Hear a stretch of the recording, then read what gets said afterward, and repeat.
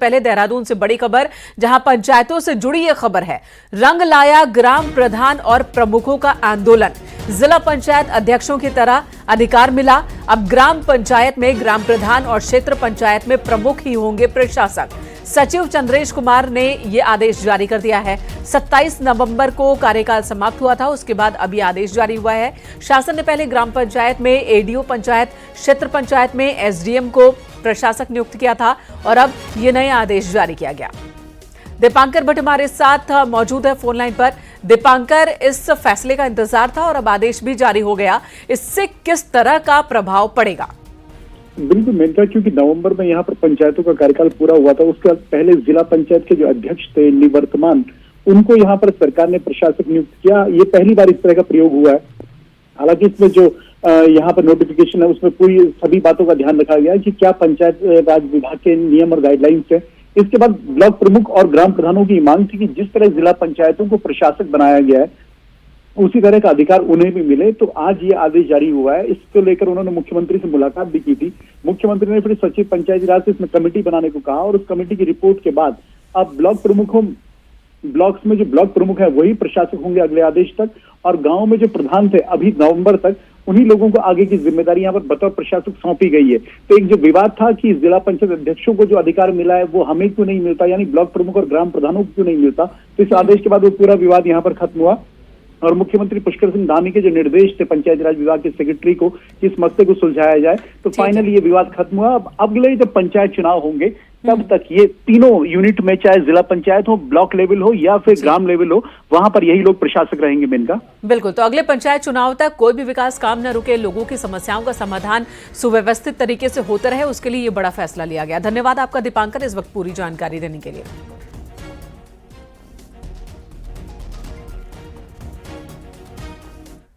और निकाय चुनावों को लेकर भी बड़ी खबर। उत्तराखंड में निकाय चुनाव का रास्ता साफ हो चुका है। निकायों में ओबीसी आरक्षण का नोटिफिकेशन जारी हो चुका है। शहरी विकास विभाग ने नोटिफिकेशन जारी किया। ओबीसी, एससी और एसटी आरक्षण का रास्ता अब साफ हो चुका है। आरक्षण तय नहीं होने की वजह से ही निकाय चुनाव अब तक लटके हुए थे। सुनील नौप्रभात हमारे साथ देहरादून से फोन लाइन पर मौजूद है। सुनील, नोटिफिकेशन में क्या लिखा है और किस तरह का ये आरक्षण होगा ओबीसी को लेकर, तस्वीर साफ कीजिए। देखिए, उत्तराखंड में निकाय चुनाव पिछले 1 साल से लगातार लटकते हुए चले जा रहे थे और उसके पीछे सिर्फ एक ही कारण था कि निकायों में जो ओबीसी आरक्षण है वो तय नहीं हो पाया था। अभी मंगलवार को ही राजभवन से ओबीसी आरक्षण का जो विधेयक था जिसमें ये बात कही गई थी कि किस तरह से आरक्षण तय होगा, उसको मंजूरी मिल गई थी। लेकिन इसकी नियमावली पर जिस तरह से पहले ये संभावना जताई जा रही थी कि कल राज्य सरकार इसको जारी कर देगी, लेकिन कल भी कैबिनेट के बाद भी ये नोटिफिकेशन जारी नहीं हुआ था।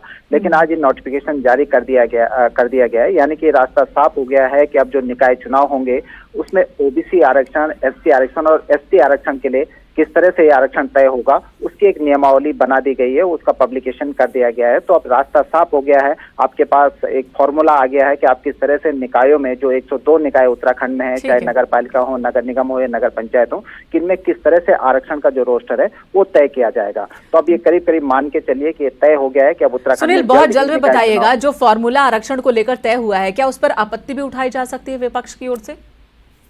देखिए, नोटिफिकेशन जारी हुआ है, बिल्कुल इसमें आपत्तियां भी अब आमंत्रित की जाएंगी, लेकिन आपत्तियां उसके बाद तय होंगी कि अब जब शहरी विकास शासन ने आज ही शहरी विकास विभाग को एक लेटर जारी किया है कि वो आरक्षण का कहाँ कितना आरक्षण होना है उसका एक प्रस्ताव बनाकर शासन को भेजें और फिर उसके बाद नोटिफिकेशन होगा और इस नोटिफिकेशन के जरिए आपत्तियां मांगी जाएंगी। करीब हफ्ते भर का एक समय होगा जिसमें आपत्तियां होंगी और आपत्तियां मांगी जाएंगी और कोई आपत्ति आती है तो उसका निस्तारण किया जाएगा और उसके तत्काल बाद ये राज्य निर्वाचन आयोग को ये प्रस्ताव भेज दिया जाएगा, जिसके बाद जो अधिसूचना है निकाय चुनाव की वो जारी हो जाएगी। धन्यवाद सुनील, इस वक्त पूरी जानकारी देने के लिए।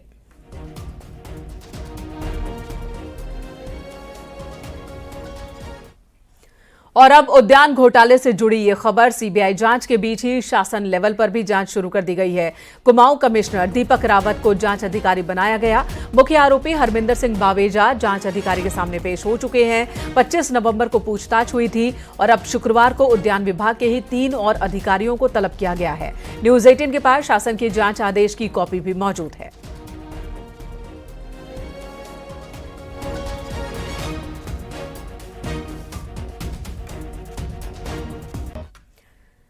मुख्यमंत्री पुष्कर सिंह धामी ने इसी हफ्ते मीटिंग में अधिकारियों को ब्लॉक लेवल पर जाकर ग्राउंड पर काम करने को कहा था, जिसके बाद अब सीएम धामी के निर्देशों के बाद इस पर आदेश जारी कर दिया गया। 59 अपर सचिव लेवल के अधिकारियों को बतौर नोडल अधिकारी ड्यूटी लगाई गई है। इनमें से कई अपर सचिवों को 2-2 ब्लॉक की जिम्मेदारी दी गई है। आदेश में साफ है कि अपर सचिव ब्लॉक के 1 या फिर 2 गांव में वक्त बिताएंगे, जहां पर रात भी वो बिताएंगे और 3 पॉइंट्स पर अपनी रिपोर्ट तैयार कर वो सौंपेंगे। ब्लॉक की समस्याओं को बताना होगा उन्हें। केंद्र और राज्य की फ्लैगशिप योजनाओं की समीक्षा की रिपोर्ट भी तैयार करनी होगी और ब्लॉक लेवल की महत्वपूर्ण मीटिंग्स में हिस्सा लेना होगा।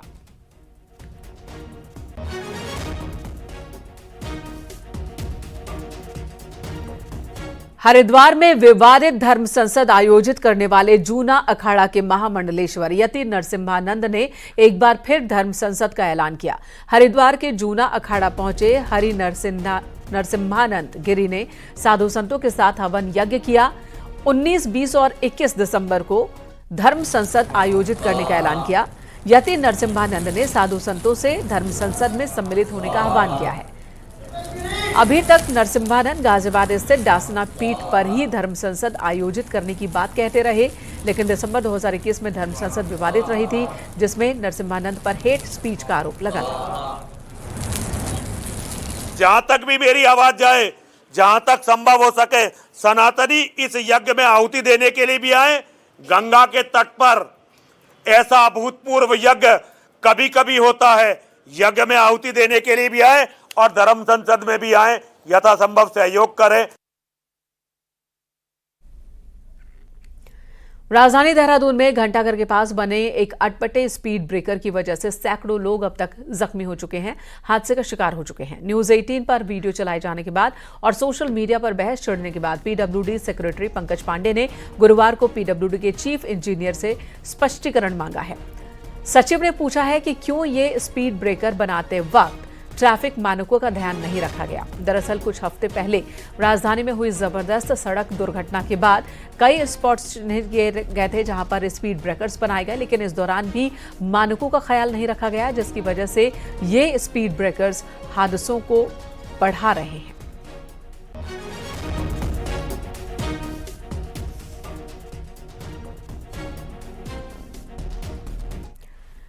बीआरओ ने पिथौरागढ़ चाइना बॉर्डर पर 2 बड़े पुल बनाने में सफलता हासिल की है। गुंजी और जोलिंगकोंग के बीच बीआरओ ने गणेश और नहल नाले पर 2 वैली ब्रिज बनाया। इन वैली ब्रिज के बनने से जहां स्थानीय लोगों को राहत मिली है, वहीं आदि कैलाश यात्रियों की राह भी आसान हुई है। इतना ही नहीं, बॉर्डर पर तैनात सेना, आईटीबीपी और एसएसबी को भी मदद मिलेगी। बीआरओ को 15 दिनों में गणेश नाले पर जबकि 7 दिन में नहल नाले पर वैली ब्रिज बनाने में सफलता मिली है। इन दोनों पुलों के बनने से आदि कैलाश जाने वाले यात्रियों का वक्त भी बचेगा।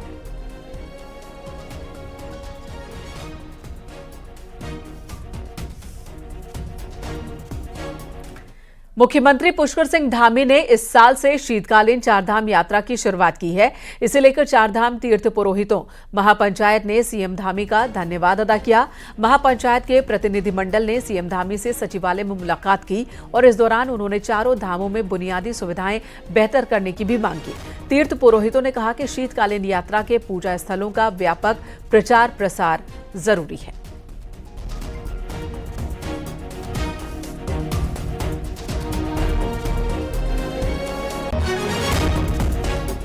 सीएम धामी ने गुरुवार को देहरादून के पवेलियन मैदान में चल रहे लॉन बॉल कैंप का निरीक्षण किया और इस दौरान उन्होंने खिलाड़ियों और कोच से मुलाकात कर उनकी हौसला अफजाई की।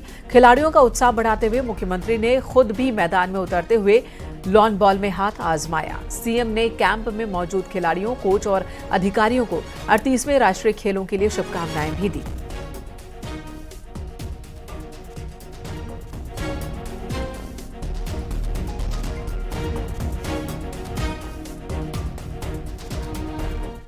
गढ़वाल सांसद अनिल बलूनी ने संसद में गढ़वाली कहावत के जरिए पहाड़ का दर्द बयां किया। बलूनी ने कहा कि उत्तराखंड के लोगों का आपदा से हमेशा से नाता रहा है। उन्होंने कहावत के जरिए बताया कि कैसे भी हालात हों, पहाड़ को आपदा से जूझना ही पड़ता है। साथ ही बलूनी ने यह भी कहा कि 10 साल पहले तक उत्तराखंड भगवान भरोसे था, लेकिन नरेंद्र मोदी के प्रधानमंत्री बनने के बाद बीते 10 सालों से स्थिति सुधरी है। अनिल बलूनी ने कहा कि 2013 की आपदा में तब के गुजरात के सीएम रहे मोदी उत्तराखंड आए थे, जबकि उस वक्त केंद्र की कांग्रेस सरकार से कोई भी आपदा राहत के लिए नहीं पहुंचा था। पिछले 10 सालों को अगर छोड़ दें, उससे पहले हम भगवान के सहारे रहते थे, कोई पहाड़ में मदद करने वाला नहीं आता था। महोदय, हम पिछले जो 10 वर्षों के अंदर हम लोगों ने परिवर्तन देखा है माननीय प्रधानमंत्री जी के आने के बाद। और मैं यूँ भी कहूँ कि 2013 की वो आपदा, जब केदारनाथ जी में आपदा आई, उत्तराखंड का कोई आदमी नहीं भूल सकता है कि किस प्रकार से नरेंद्र मोदी जी ने, जब वो गुजरात के मुख्यमंत्री थे और केंद्र सरकार यूपीए की सरकार थी, कोई भी केंद्र सरकार का आदमी नहीं पहुंचा और नरेंद्र मोदी जी गुजरात से, अहमदाबाद से चल के देहरादून पहुंचे और उत्तराखंड में जो रेस्क्यू ऑपरेशन था उसमें भाग लिया। कैबिनेट मंत्री गणेश जोशी ने विकासनगर में जिला सैनिक कल्याण कार्यालय का शुभारंभ किया। सैनिक बाहुल्य इस क्षेत्र में पिछले लंबे वक्त से सैनिक कल्याण कार्यालय की मांग चल रही थी। पहले पूर्व सैनिकों को अपने कामों के लिए देहरादून आना पड़ता था, लेकिन अब इस दफ्तर के खुल जाने से पूर्व सैनिकों की समस्याओं का समाधान यहीं पर हो सकेगा। इस मौके पर सैनिक कल्याण मंत्री गणेश जोशी ने कहा कि धामी सरकार लगातार पूर्व सैनिकों के कल्याण के लिए काम कर रही है।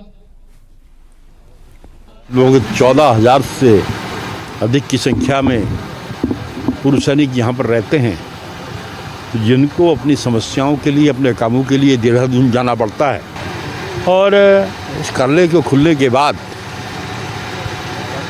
जो सैनिक कल्याण की जितनी योजनाएं हैं, जिनको इनके कार्यालय के माध्यम से हम सैनिकों को देते हैं, उनका लाभ इनको मिलेगा। देहरादून के अलकनंदा एनक्लेव में 9 दिसंबर को ही हत्या का पुलिस ने खुलासा किया है। 2 आरोपियों को गिरफ्तार किया। पुलिस के मुताबिक आरोपी अनंत और नवीन ने आर्थिक तंगी की वजह से हत्या की वारदात को अंजाम दिया था। मृतक अशोक कुमार गर्ग ओएनजीसी से रिटायर्ड हैं और देहरादून में अकेले रहते थे। पुलिस के मुताबिक दोनों किराए पर कमरा लेने के लिए मृतक के घर पहुंचे और जैसे ही पता चला कि वो अकेले रहते हैं तो उन्होंने हत्या का प्लान तैयार कर लिया। 9 दिसंबर को दोनों एडवांस रूम रेंट देने के बहाने पहुंचे और अशोक गर्ग से पैसों की डिमांड की। जब आरोपियों को पैसे नहीं मिले तो दोनों ने इस वारदात को अंजाम दे दिया। स्कूटी की मदद से पुलिस आरोपियों तक पहुंची है। तो इस दौरान हमने देखा कि सामने 3-4 लोग गेट पर आ गए हैं, इनको कुछ समझ में नहीं आया। उन्होंने एकदम जाते जाते तेज था बाहर, मतलब जो मारा होंगे उस गुस्से में कि हम फंस भी गए यहाँ पर, हमें वो भी मिला और सारा वो पर्स लेकर पीछे के रास्ते से कूद के भाग गए। तो समझ घटनाक्रम जो ये था अभी तक पूछताछ में क्लियर हो गया। इनसे जो एटीएम कार्ड है वो चीजें बरामद हो गई इनके कमरे पर। अब जो है इनके द्वारा जो कपड़े जिसमें खून लग गया था और जो जूते वगैरह थे, ये जो उन्होंने बताया कटर फेंकना एक नाले में जहां बताया, वहां हमारी टीम इसको लेकर उस रिकवरी को करेगी। हरिद्वार में अवैध रूप से खनन सामग्री का स्टॉक कर बेचने वाले बिल्डिंग मटेरियल विक्रेताओं पर प्रशासन की टीम ने छापेमारी की। खनन विभाग और राजस्व विभाग के अधिकारियों के साथ एसडीएम ने सिडकुल क्षेत्र में छापेमारी की और 5 फर्म्स के खिलाफ जुर्माना लगाया। एसडीएम ने कहा कि इस क्षेत्र में अवैध भंडारण की लगातार शिकायतें मिल रही थी, जिसके बाद कार्रवाई की गई है। सिडकुल रोड है, राजा बिस्किट चौराहे के आसपास, ये वाली शिकायतें निरंतर मिलती थी कि वहाँ पे कई लोगों द्वारा छोटे छोटे स्केल पे वहाँ पे अवैध भंडारण किए जाते हैं। इसमें पॉलिसी के अंदर ऑक्शन की भी एक व्यवस्था दी गई है। तो हमारे द्वारा कल जब चेक करा गया तो जो बड़े बड़े भंडारण थे जहाँ पे नियमित तरीके से पुरानी शिकायतें भी थी, उनके खिलाफ कार्रवाई करी गई है। 5 जगह करी गई है। हरिद्वार में अवैध रूप से प्लास्टिक जलाकर रिसाइकल करने वाले प्लांट्स पर प्रशासन ने एक्शन लिया है। सलेमपुर क्षेत्र में रिहायशी इलाके के बीच कई ऐसे प्लांट संचालित हो रहे हैं जहां अवैध रूप से प्लास्टिक को जलाया जाता है, रिसाइकल किया जाता है। प्रदूषण नियंत्रण बोर्ड के साथ ही प्रशासन की टीम भी पहुंची और 6 प्लास्टिक मोल्डिंग मशीनें सील की गई।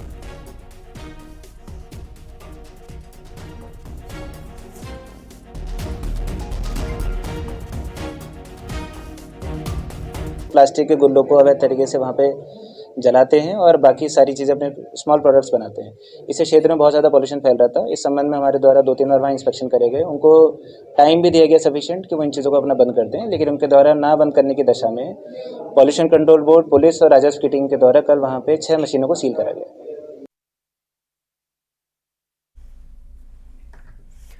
नेशनल गेम्स में खिलाड़ियों के चयन और उनके अच्छे प्रदर्शन के लिए राज्य सरकार ने कैंप लगाए, लेकिन इन कैंप्स की दुर्दशा देखते हुए खिलाड़ी ही परेशान हैं। तो कैसे नेशनल गेम्स में खिलाड़ी मेडल लाएंगे, जिस पर अब सवाल उठ रहे हैं।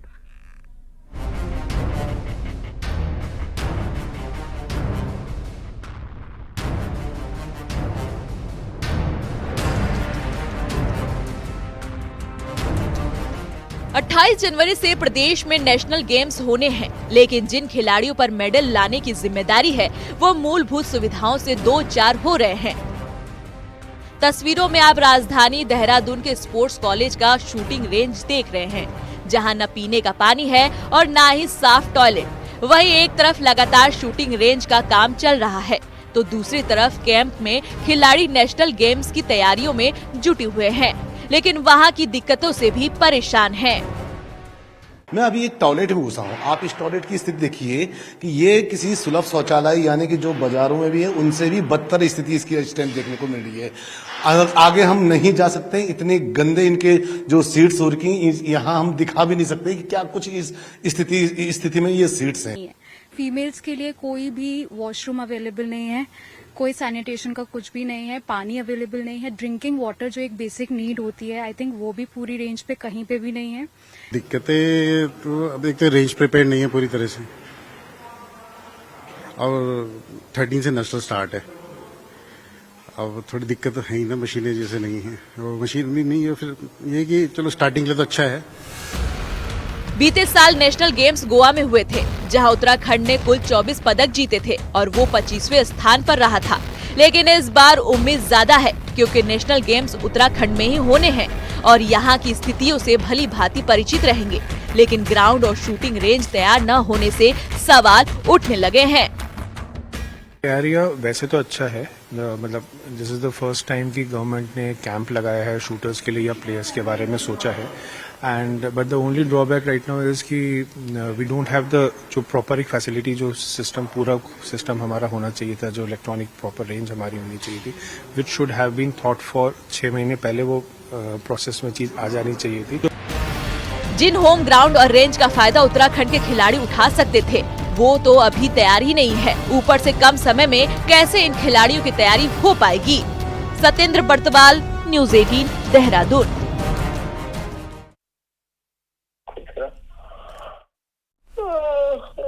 वहीं मामले में खेल मंत्री रेखा आर्य का कहना है कि शूटिंग रेंज में कुछ काम चल रहा है। खिलाड़ियों की ओर से मुझे कोई शिकायत अब तक नहीं आई है। सभी वहां प्रैक्टिस कर रहे हैं, कोच भी सिखा रहे हैं। कोचों को लाइसेंस का कुछ इशू है, जिसे लेकर डीएम को निर्देश दे दिए गए हैं। शूटिंग रेंज में मैं स्वयं गई थी और निश्चित रूप में उसमें ग्रासिंग का काम हो रहा है और वहाँ पे भी अलग अलग का है, 50 मीटर का है, 25 मीटर का है, 10 मीटर का है। तो तीनों प्रैक्टिस पे हम गए थे और बच्चों की ओर से इस प्रकार की कोई शिकायत मुझे प्राप्त नहीं हुई है। लेकिन बच्चे लगातार जो है प्रैक्टिस कर रहे हैं, उनके कोचेस बेहतरीन प्रैक्टिस उनको करा रहे हैं। उनकी ओर से मेरे को बेशक ये जरूर कहा गया कि हमारे लाइसेंस इश्यूज नहीं हो पा रहे हैं, जिसको लेके जिलाधिकारी देहरादून को दिशा निर्देश दिए हैं, जिनमें से उन्होंने कुछ लाइसेंस उनके स्वीकृत भी कर दिए हैं। देहरादून चिड़ियाघर की एंट्री फीस बढ़ा दी गई है। अब एंट्री फीस 30 रुपए से बढ़ाकर 100 रुपए कर दी गई है। वहीं 12 साल से कम उम्र के बच्चों के लिए एंट्री फ्री होगी। जू में अब अलग अलग फीस नहीं देनी होगी। अब सिर्फ जू में एंट्री फीस ही देकर पूरा चिड़ियाघर घूमा जा सकता है। पहले कई बाड़ों की अलग फीस देनी होती थी, लेकिन अब 100 रुपए की फीस में पूरा चिड़ियाघर घूम सकते हैं। आज से ही ये नया शुल्क स्ट्रक्चर लागू हो चुका है। तो देहरादून जू को लेकर एक बड़ा फैसला लिया गया। पहले एंट्री फी के नाम पर 30 रुपए का फीस देना होता था, लेकिन उसके बाद अलग अलग बाड़ों के लिए फिर से टिकट लेना पड़ता था। लेकिन अब एक 100 रुपए का टिकट कर दिया गया है, यानी कि अलग अलग फीस नहीं देनी होगी, बल्कि 100 रुपए का टिकट लेकर पूरे चिड़ियाघर का भ्रमण किया जा सकता है। वहीं 12 साल से कम उम्र के बच्चों को फ्री है चिड़ियाघर में उनकी एंट्री। अच्छा अलग अलग रखे हुए इन्होंने।